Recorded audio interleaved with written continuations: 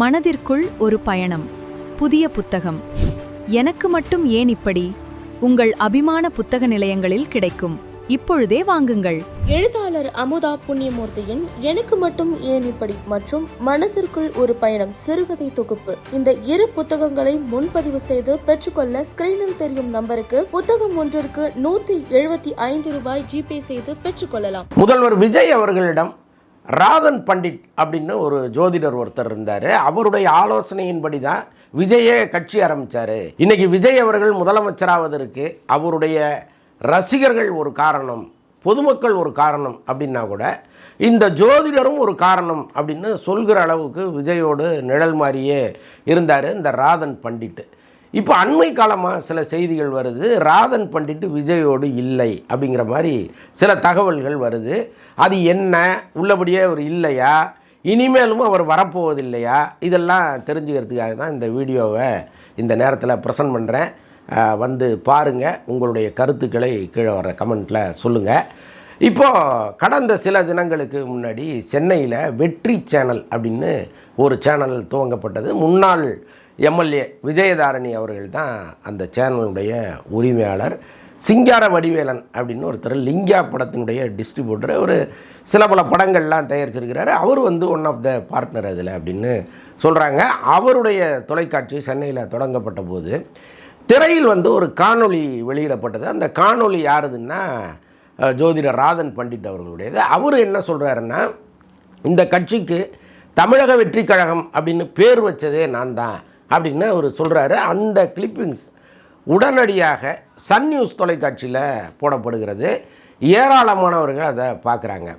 இதற்கப்புறம் தான் ஒரு டிபேட்டு இங்கே வருது. இந்த ஜோதிடர் எல்லா இடங்கள்லையுமே போய் நான் தான் வந்து விஜயை ஜெயிக்க வச்சேன், நான் தான் இந்த கட்சியை உருவாக்கினேன், நான் தான் இந்த கொடியை உருவாக்கினேன் அப்படின்லாம் சொல்லிகிட்டு இருக்காரு. என்ன தான் அதற்கு அவர் ஒரு காரணமாக இருந்தால் கூட அதையெல்லாம் போகிற இடத்துல ஒரு சொல்ல வேண்டிய அவசியம் என்ன இருக்குது அப்படின்னு பல பேர் பேச ஆரம்பித்தாங்க. அதில் லேசான ஒரு புகைச்சல் கட்சிக்குள்ளேயே வந்தது அப்படின்லாம் சொல்கிறாங்க.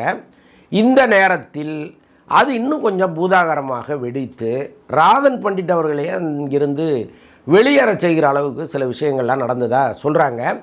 இப்போது நேற்று வந்த ஜூனியர் விகடனில் கழுகாரில் ஒரு தகவல் ஒன்று சொல்கிறாங்க. அந்த தகவல் என்னங்கிறத நான் இப்போ உங்களுக்கு படித்து காமிச்சிடுறேன். ஜோதிடர் ரிக்கி ராதன் பண்டிட்டை கோட்டை பக்கமே வரக்கூடாது என விரட்டி விட்டார்களாம்.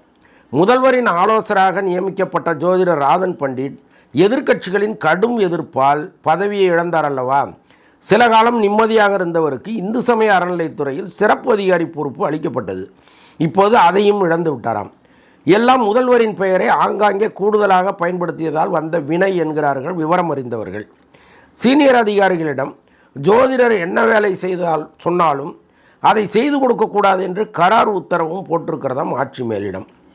போக்கிடம் இல்லாதவர் விஜயை சிஎம் ஆக்கியதே நான் தான், உங்களையும் சிஎம் ஆக்குகிறேன் என்று தெலுங்கானா ரட்சண சேனா கட்சியின் தலைவர் கவிதாவை சந்தித்து பேசியிருக்கிறார். இப்போது அவரது ஜாதக கட்டங்களை புரட்டி கொண்டிருக்கிறாராம் ஜோதிடர் அப்படின்னு ஒரு செய்தி அதில் வந்திருக்கு. ஸோ இந்த நேரத்தில் உள்ளபடியே வந்து இதெல்லாம் நடந்ததா, இந்த ஜோதிடர் வந்து கிளம்பி போயிட்டாரா, இதற்கப்புறம் இங்கே வரமாட்டாரா அப்படிங்கிற 1000 கேள்விகளோடு நாம் அவருக்கு நெருக்கமான சிலர்கிட்ட பேசணும். அவங்க சொல்கிற தகவல்களையும் நான் இந்த நேரத்தில் அவங்க முன்னாடி வைக்கலான்னு நினைக்கிறேன். ஆக்சுவலாக இதில் குறிப்பிடப்பட்டிருப்பது போல் அந்த தெலுங்கானாவிலிருந்து கவிதா அவர்கள் இவர் போய் அவங்கள அப்ரோச் பண்ணலை, அவங்க தான் இவரை வர சொன்னாங்க அப்படிங்கிற மாதிரி தகவல்களை அவங்க சொல்கிறாங்க. இந்தியா முழுக்க இன்றைக்கி ராதன் பண்டிட் யார், அவர் வந்து தமிழ்நாட்டில் எவ்வளோ முக்கியமானவர் அப்படிங்கிற மாதிரிலாம் பேச ஆரம்பிச்சிருக்காங்க போல இருக்குது. ஸோ அதன் விளைவாக பல்வேறு இடங்களில் நீங்கள் எங்களுக்கு ஆலோசகராக இருங்க அப்படிங்கிற மாதிரி அழைப்பதாலாம் அவங்க சொல்கிறாங்க. முக்கியமாக நம்ம ஏற்கனவே பேசியிருக்கோம், தனுஷ் அவர்களை முதலமைச்சராக்குவதற்காக ராதன் பண்டிட்டை வளைக்கும் முயற்சி நடந்துகிட்டு இருக்கு. அவர் வந்து பிடி கொடுக்காமல் நகர்ந்துகிட்டு இருக்காருங்கிற மாதிரி ஒரு தகவலை நம்ம காணொலியில் போட்டிருக்கோம். ஸோ அதுவும் வந்து ஒரு புறம் நடந்துகிட்டு இருக்கு. ஸோ இப்படிப்பட்ட சூழ்நிலையில் ராதன் பண்டிட் அவர்களுக்கும் விஜய் அவர்களுக்குமான அந்த நட்பும் நெருக்கமும் சாதாரணமானதெல்லாம் கிடையாதுங்க. இன்றைக்கி பல பேர் வந்து அவர் அங்கிருந்து வெளியேறணும்னு பயங்கரமாக முயற்சி பண்ணுறாங்க. அதனுடைய காரணமாக தான் அவருக்கு தரப்பட்ட பதவியையும் தரக்கூடாதுன்னு சொல்லி இங்கே பெரிய அளவு பிரச்சனை பண்ணாங்க. எதிர்க்கட்சிகளும் சட்டப்பேரவையில் பேசுகிற அளவுக்கு அது ஒரு பெரிய பிரச்சனையாக கொண்டு வந்தாங்க. எதிர்க்கட்சிகள் வந்து தன் சொந்த வாயால் பேசுனாங்களான்னா இல்லை, அதுவும் பேச வைக்கப்பட்டதுங்கிற மாதிரிலாம் இந்த ராதன் பண்டிட் கூட இருக்கிறவங்க சொல்கிறாங்க. ஐயோ பாவங்க, அவர் நிஜமாவே நல்ல மனுஷன் தாங்க அப்படின்லாம் கூடுதலாக சர்டிஃபிகேட் கொடுக்குறாங்க. இன்னும் சொல்லப்போனால் இந்த கரூர் சம்பவம் நடப்பதற்கு முன்னாலேயே ராதன் பண்டிட் வந்து விஜய் அவர்கள்ட்ட சொல்லியிருக்கிறாரு, இதற்கப்புறம் வரப்போகிற ஒரு 73 நாள் ரொம்ப கடுமையான நாட்களாக இருக்கும், உங்களுக்கு மிகப்பெரிய பழியெல்லாம் உங்கள் தலையில் வந்து விழும். விஜய் வந்து பயங்கர ஷாக்காக இருக்கார். ஸோ இதெல்லாம் நடந்திருக்கு. அந்த சம்பவம் நடந்த பிறகும் கூட அப்போது விஜய் அவர்கள் தனிமையில் தான் இருந்தார். ஆக்சுவலாக அவரை சந்திக்க கூடவே இருப்பவர்கள் ஒரு சிலரை தவிர பாக்கி யாருமே அந்த பக்கம் போகவே இல்லை.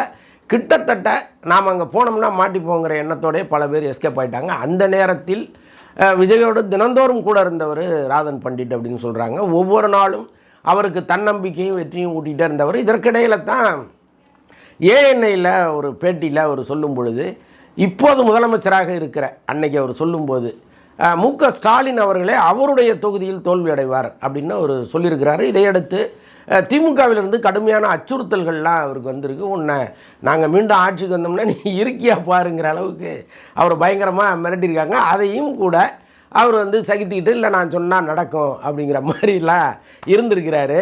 அதற்கப்புறம் நடந்தது தான் பெரிய ஆச்சரியம். காலையில் தேர்தல் முடிவுகள் என்ன ஆரம்பிக்கும் பொழுது 7:30 மணிக்கே பொக்கையோடு போய் இறங்கிட்டார் அவர். இது வந்து எப்படி அவ்வளோ கான்ஃபிடெண்ட்டாக ஒரு பொக்கே எடுத்துகிட்டு வர்றாரு அப்படிங்கிறது ஒன்று இருக்கு இல்லையா? ஸோ இப்போ அவர் வீட்டுக்குள்ளே போன பிறகு அங்கே வந்து விஜயே என்ன சார் ஜெயிச்சிருவோமா அப்படின்னு கேட்கும்பொழுது கட்டாயமாக நீங்கள் தான் சார் சிஎம்னு சொல்லிட்டு தான் உட்காந்தாரேன்.